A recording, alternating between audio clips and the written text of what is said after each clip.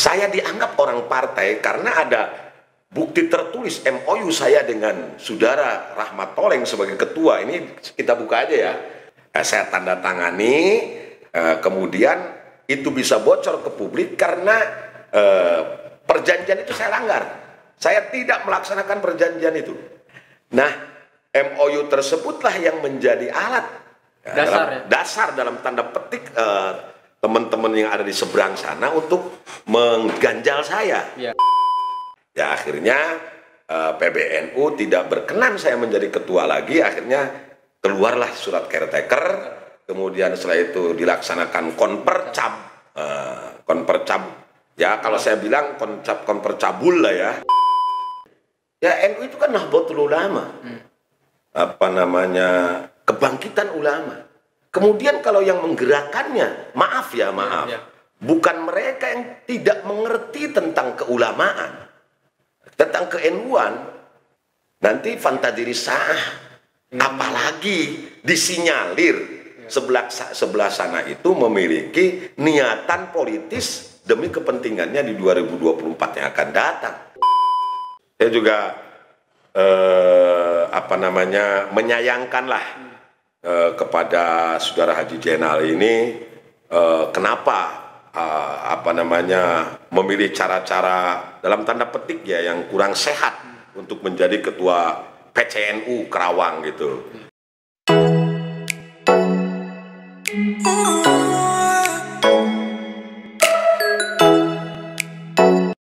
Kembali lagi bareng saya Ega Nugraha Susanto di kanal YouTube Alexa Podcast. Sudah hadir di kantor Alexa, beliau merupakan ulama di Karawang, tokoh agama, pimpinan Pondok Pesantren At-Tarbiyah Kiai Haji Ahmad Ruyat Hasbi. Assalamualaikum Pak Kiai, Kang Uyan. Waalaikumsalam warahmatullahi wabarakatuh. Sebaiknya bilangnya Kang Uyan saja ya. Kang Uyan ya. Ya, lebih familiar. Ya. Kang Uyan, kumaha kabarna? Alhamdulillah saya. Alhamdulillah. Udah lama nggak ketemu Kang. Iya, apalagi sama yang punya Alexa ini. Aduh, saya kangen banget lah. Gitu. Udah lama. Gini kayak kesibukan hari ini masih di pondok pesantren? Ya, alhamdulillah saya masih jadi kiai kampung ngurusin pesantren. Walaupun santri saya hanya sekitar 200 orang dari berbagai daerah, ya saya urusin lah, alhamdulillah. Ya. Sekarang semoga saja saya mohon doanya supaya pesantren saya terus mendapatkan kepercayaan dari kaum muslimin untuk menitipkan putra-putrinya ya di pondok pesantren kita. Tapi Kang Uyan masih ngantor di Jalan Dewi Sartika? Sampai sekarang alhamdulillah. Masih di sana ya? Kita masih ngantor dan perlu juga diketahui bahwa kantor PCNU yang selama ini ya, rumah yang dipakai kantor PCNU selama ini di Jalan Dewi Sartika nomor 43 itu sebetulnya oleh wakif Haji Hasan Basri. Ya, Haji Hasan Basri ini ketua NU tahun 70-an, ketua PCNU 70-an. Beliau mewakafkan ikrar bil lisan dan dengan tulisan juga bahwa itu sebetulnya bukan untuk kantor tapi untuk kepentingan NU dan pengajian. Nah, ini yang perlu digarisbawahi. Ya, oleh karena NU Karawang belum punya kantor, ya akhirnya kita ngantor di sana gitu. Ya selama ini orang mengenal bahwa rumah tersebut adalah kantor PCNU Karawang. Sebetulnya rumah itu diwakafkan untuk kepentingan NU, majelis taklim dan pengajian gitu. Ya, tapi sebelum kita jauh ngobrol seputar NU nih, mungkin belum semua masyarakat juga tahu Kang Uyan. Mungkin bisa diperkenalkan itu sejarah dulu pesantren di mana Kang Uyan? Ya, saya itu nama lengkap si Ahmad Ruyat Hasbi. Tapi saya lebih senang disebut Kang Uyan, ya lebih familiar, kemudian lebih dikenal orang ya Kang Uyan aja. Sejak kecil memang saya dipanggilnya Kang Uyan. Saya mondok ya di pesantren At-Tarbiyah sendiri dulu di abah saya almarhum Ki Hasan Bisri. Kemudian setelah SMP saya ke Cipasung sampai menjelang kuliah semester akhir. Kemudian saya pindah ke pondok pesantren di Sukabumi, yaitu di Babakan Tipar di As-Salafiyah dan di Al-Masturiyah. Ya, itu pesantren NU juga. Jadi memang saya dididik dari kecil dari satu pesantren NU ke pesantren NU. Makanya ya darah saya sebetulnya bukan merah tapi ya adalah hijau itu hijau. darah NU. Berarti sejak dari kecil udah NU. Iya, alhamdulillah gitu. Gini Kang Uyan, hari ini kan publik dibuat kaget juga nih. Kang Uyan beberapa bulan lalu terpilih secara aklamasi kalau tidak salah ya di Konpercab ke-21 di Ponpes Atarbiyah. Nah, di perjalanan tiba-tiba ada surat pemberitahuan kalau tidak salah. Nanti boleh dijelaskan Kang Uyan menganulir ya. Nah, itu ceritanya dulu seperti apa sih Kang Uyan? Kok bisa seperti itu? Ya, begini ya. Konpercab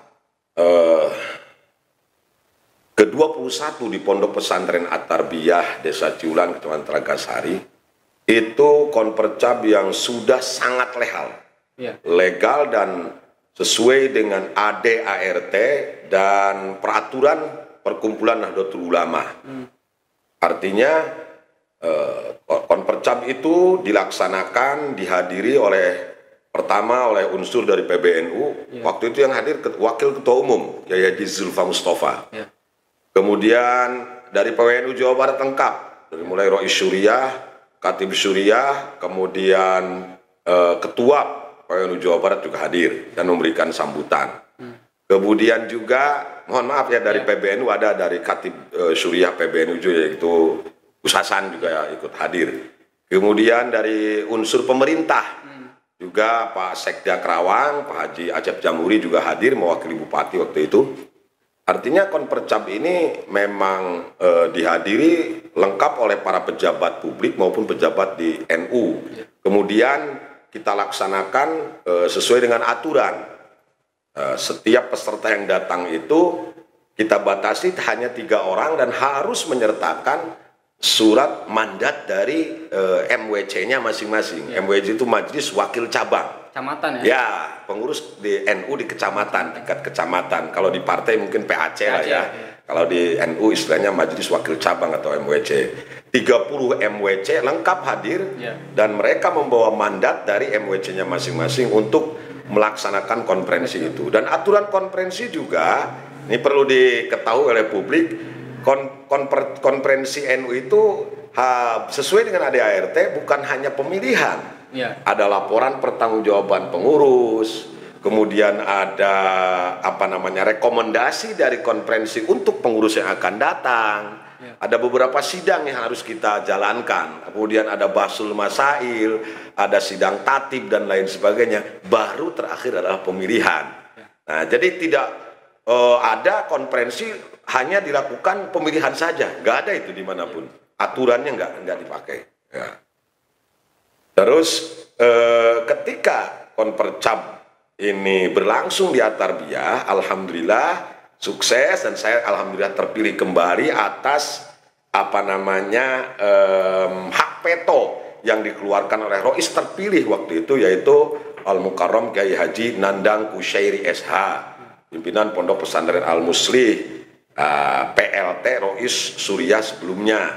Karena memang Kiai Ade Fatahillah yang waktu itu jadi Rois Suriah ketika konpercab ke-20 di pesantren Al-Fatimiyah Truk Jambe Timur, beliau naik tahta, naik kelas menjadi Katib PWNU Jawa Barat. Nah, karena tidak boleh merangkap, ada kekosongan, maka Kiai Nandang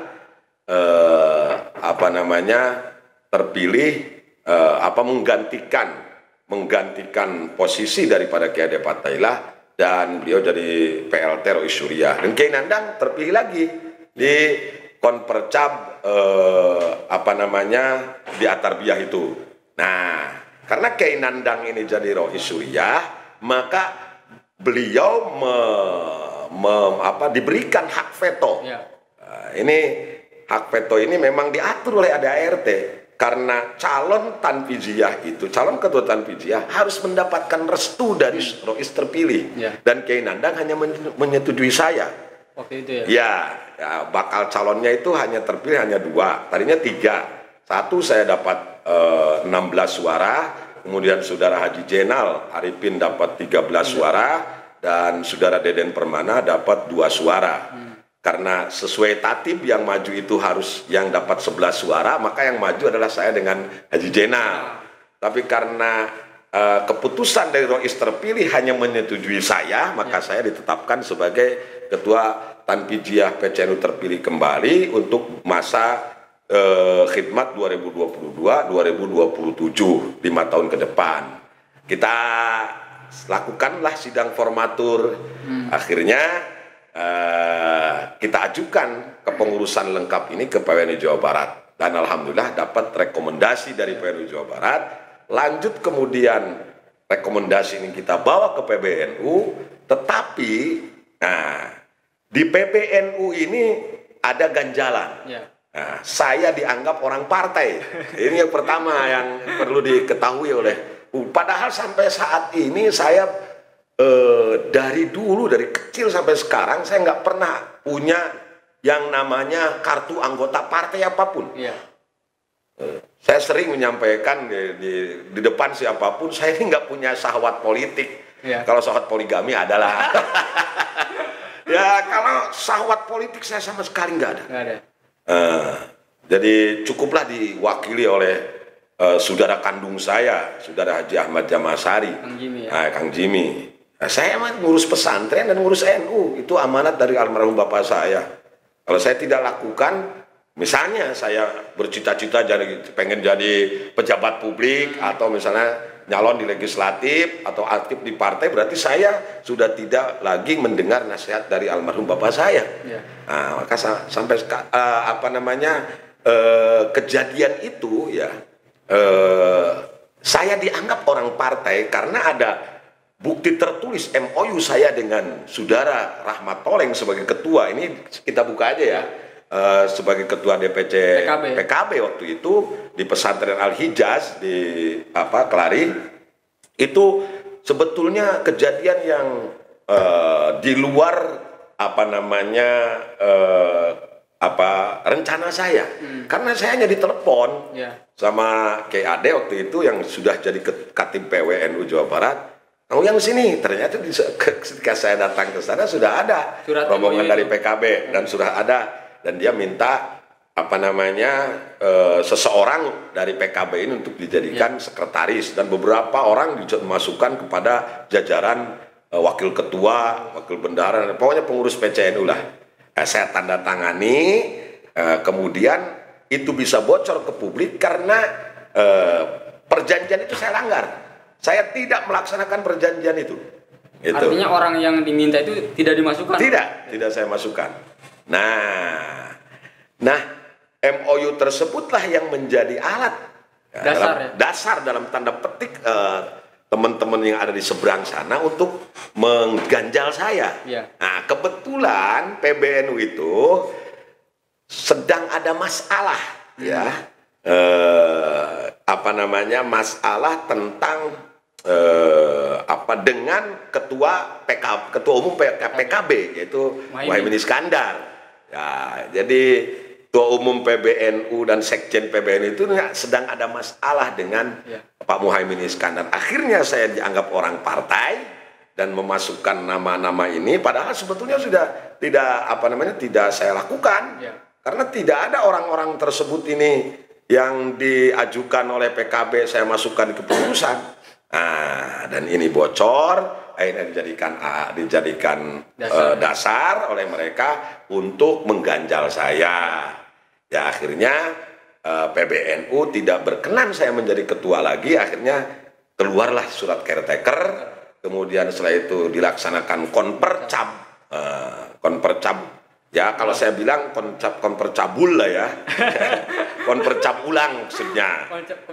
Ya, di pesantren Asidikiyah. Tetapi tadi itu kalau memang dianggap konpercab, ya konpercab itu harus ada laporan pertanggungjawaban, harus ada sidang sidang komisi ini, sidang komisi itu. Tetapi di Asidikiyah itu begitu dibuka langsung pemilihan, tidak ada persidangan. Nah, saya juga mempertanyakan kepada caretaker dari PBNU ini, kok bisa seperti itu? Tapi waktu itu Kang Uyan diundang nggak? Nggak ada sama sekali undangan, baik lisan maupun tulisan, apalagi surat resmi nggak ada. Nggak ada. Nah, ini yang saya anggap bahwa PBNU sudah menzolimi hak saya untuk mendapatkan SK dari PBNU dan terganjal oleh hal-hal yang sama sekali di luar ADART Nahdlatul Ulama itu sendiri. Gitu. Nah, pasca Kang Uyan akhirnya dianulir lah ibaratnya. Ya. Ada upaya lain Kang Uyan, artinya banding? Sebetulnya saya sudah berusaha untuk menghubungi orang-orang PBNU, termasuk Ketua Umum, Sekjen. Tapi ya wallahu alam apa alasannya beliau sudah tidak mau menerima saya, menutup pintu rapat-rapat untuk bertemu dengan saya. Padahal saya hanya ingin tabayun. Kan kita ini orang NU lah. Idza ja'akum fasikun binaba'in fatabayyanu. Kalau ada berita itu ya seharusnya tabayun. Saya ingin PBNU sebetulnya menjadi wasit yang adil. Ya kalau memang tidak ada unsur-unsur lain yang memang harus menghendaki saya tidak jadi ketua NU lagi, oke. Tapi alasannya apa? Nah, saya pengen saya duduk bareng ya dengan Saudara Haji Jenal dalam masa ini sebagai kompetitor saya waktu itu di Konpercap At-Tarbiyah, kemudian PWNU sebagai pimpinan sidang waktu itu. Nah, tempatnya di PBNU. Dikumpulkanlah kita PBNU sebagai fasilitator, penengah. Dan itu tidak pernah dilakukan. Padahal kita sudah mohon berulang kali. Nah, ini yang menjadi catatan kelam ya dalam selama saya berorganisasi di Nahdlatul Ulama ini. Gitu. Tadi kan upaya tabayun sudah dilakukan oleh Kang Uyan. Sempat ada rencana untuk melakukan upaya hukum? Sebetulnya ada. Dan kita sebetulnya optimis bisa menang. Tetapi ya karena desakan dari para kiai sepuh ya. Karena ini organisasi kita, tidak eloklah main gugat-gugatan secara hukum. Akhirnya saya putuskan untuk tidak melaksanakan, tidak tidak jadilah kita gugat ke pengadilan itu. Nah, ya alasannya itu saja. Kita ini sami'na wa ata'na kepada para kiai-kiai sepuh yang ada memang sejak awal ikut bersama kita. Gitu. Artinya sederhananya hari ini Kang Uyan sudah legowo, bukan lagi sebagai ketua PCNU. Begini. Atau gimana? Saya ini sudah dinyatakan sah oleh PWNU Jawa Barat sebagai pimpinan sidang pada Konpercap PCNU ke-21 di At-Tarbiyah. Tiba-tiba PWNU Jawa Barat juga mengeluarkan rekomendasi yang sama kepada pihak Haji Jenal. Saya juga bingung ini PWNU. Oh, ada dua justru? Ya, ada dua rekomendasi itu. Dan tidak pernah dicabut kita. Oh, yang Kang Uyan pun belum? Belum. Sampai hari ini? Sampai hari ini. Gitu. Artinya Kang Uyan masih merasa sebagai ketua PCNU? Begini ya. Kalau saya sih sebetulnya jadi ketua PCNU ataupun tidak, jabatan itu nomor sekian lah ya.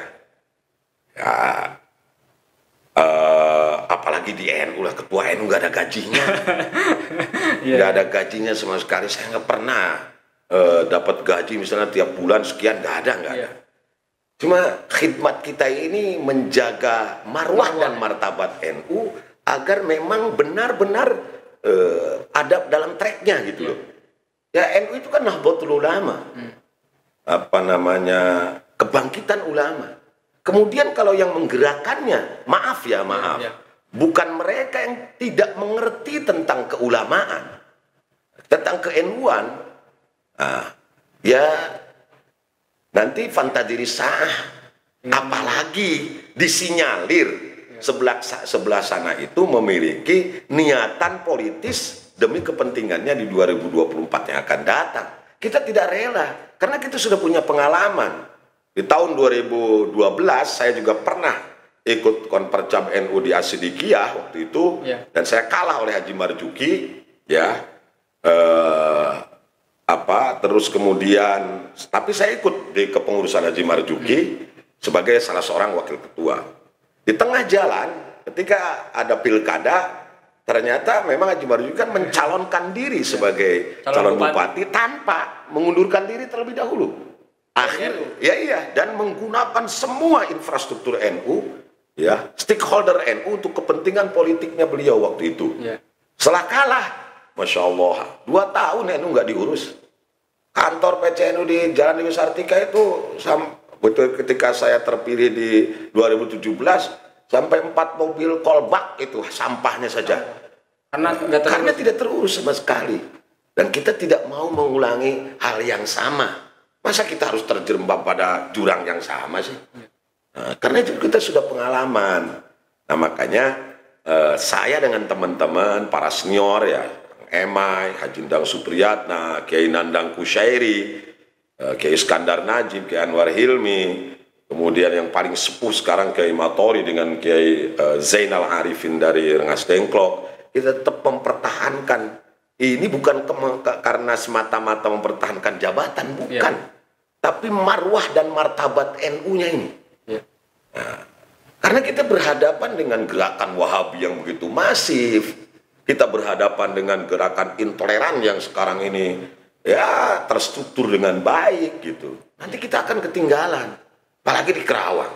Coba, dan sekarang ini sudah tahu betul industrialisasi itu menyebabkan masalah sosial yang begitu pelik, termasuk aliran-aliran sempalan yang akan sangat berbahaya bagi Ahlus Sunnah wal Jamaah dan NKRI yang menjadi tujuan pokok dari Nahdlatul Ulama itu sendiri. Maka kita, kalau misalnya, ya saya kan ditanya apakah Kang Uyan masih merasa ketua PCNU, sebelum ada SK dari PBNU, nah, saya akan tetap bertahan sebagai ketua PCNU. Kalau memang SK nanti PBNU menghendaki Saudara Jenal jadi ketua PCNU, kita juga tetap bertahan sebagai ketua kultur jamaah Nahdlatul Ulama.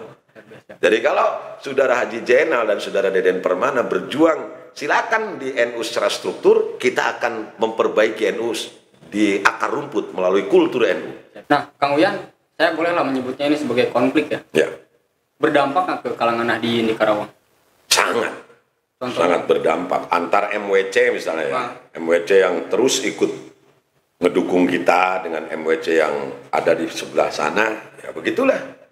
Asalnya mereka begitu akrab, begitu familiar, ya sekarang mau tidak mau ya, ya itulah salah satunya ya, banyak lagi lah ya, kalau disebutkan kurang etis lah ya, gitu. Ini memang sisi negatif dari konflik yang terjadi di NU Kerawang, gitu. Nah dari totalnya 30 MWC, ya, yang orang-orang yang solid ke Kang Uyan masih ada. Ya, saya kan pemilih saya kan waktu itu 15 ya, tambah 1 yaitu PCNU apa itu namanya demisioner karena punya hak suara. Jadi ya yang 15 itu ya alhamdulillah, insya Allah masih tetap dukung kita kemana-mana pun gitu. Apapun yang akan kita lakukan masih ikut kita lah. Juga perlu diketahui bahwa ada beberapa MWC yang yaitu tadi bukan hanya antara satu MWC dengan MWC yang lain, di dalam MWC itu sendiri terjadi perpecahan karena konflik ini. Misalnya roisnya ikut ke saya, ketuanya ikut ke sebelah sana, atau sebaliknya ketua ikut ke saya, roisnya ikut ke sana. Akhirnya program MWC tidak jalan karena ada konflik di dalam intern MWC itu sendiri. Nah, ini sebetulnya sih saya juga menyayangkan hal-hal seperti itu terjadi ya. Tapi ya mudah-mudahan hikmahnya justru ini semakin memperkuat bahwa memang NU itu sebuah organisasi besar lah gitu ya. Karena di organisasi lain nggak ada orang yang rebutan jadi pengen jadi ketuanya, nggak ada. Gitu ya. Nah gini Kang Uyan, tadi kan di awal Kang Uyan sudah bilang bahwa sampai detik ini Kang Uyan masih berkantor di Jalan Dewi Sartika. Sampai kapan? Saya seminggu yang lalu ditemui oleh keluarga wakif, anaknya Bapak Haji Hasan Basri, namanya Haji Soleh, Muhammad Soleh, dulu juga pernah jadi ketua PCNU tahun 90-an kalau nggak salah. Nah, beliau ini sekarang tinggal di Tasik. Nah, datanglah ke saya, bilang bahwa menanyakan apa yang terjadi begini-begini. Saya bilang saya minta izin Pak Haji, kantor ini akan saya gunakan terus walaupun memang misalnya pihak sana sudah dapat ekstra dari PBNU. Dan beliau yang cerita bahwa sebetulnya sih wakafnya juga dulu untuk majelis taklim dan pengajian Ya kalau memang mau dipakai silakan, silakan aja. Cuma nanti diganti saja gedungnya namanya Al Fatma, itu nama ibundanya. Oh iya. Siti Fatimah ya. Cuma nama majelis taklimnya Al Fatma. Jadi nanti gedung itu kalau memang di sana sudah ada SK, kita akan ganti menjadi gedung Al Fatma Jamaah Nahdlatul Ulama Karawang gitu. Jadi NU-nya tidak hilang, cuma memang secara kultur saja. Ya, kulturnya yang kita rawat. Biar strukturnya mereka yang jalankan, silakan saja, monggo. Tapi kalau kulturnya izinkan kami juga berjuang mempertahankan berjuang melalui NU ini dengan cara merawat kulturnya, gitu. Artinya berarti kegiatan keagamaan yang dulu dilakukan oleh Kang Uyan dan jajaran akan terus berlanjut. Ya? Akan terus berlanjut. Bahkan bukan hanya kegiatan keagamaan, ekonomi, sosial, budaya akan kita kembangkan terus. Misalnya pelatihan dakwah untuk calon khotim, ya, untuk calon mubalik dan lain-lain kita akan tempuh juga. Misalnya juga pengembangan ekonomi, kita sudah ada koperasi, ada tempatnya, kita juga nanti cari investor yang bisa bekerja sama dengan jamaah yang akan kita dirikan nanti. Gitu. Nah, saya dengar di sana juga ada kegiatan dari Universitas Nahdlatul Ulama ya, terganggu nggak? Jadi gini, nah ini perlu diketahui bahwa UNU itu adalah kampus 4 dari cabang berarti ya? Cabang dari UNU Cirebon. Jadi itu tidak ada kaitannya dengan strukturan NU, nggak ada. Baik cabang maupun ya PBNU sendiri. Cuma kebetulan salah satu pendiri dari UNU Cirebon adalah Al-Mukarram Buya Said. Nah gitu. Ya kebetulan beliau ketua umum waktu dulu gitu kan. Dan memang Buya Said sudah selama beliau jadi ketua umum PBNU sudah mendirikan 34 universitas Nahdlatul Ulama di seluruh Indonesia. Prestasi yang luar biasa.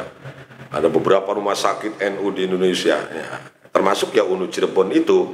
Nah, Karawang ini membuka cabangnya dan secara kebetulan ya tahun ini tidak mendapatkan mahasiswa ya nanti ditanyakan sajalah sama Bapak Dr. Andes Abdus Soleh, ya, pengurusnya, ya kalau nggak salah dia ketuanya lah, ya dalam tanda petik rektornya lah, rektor di UNU Karawang.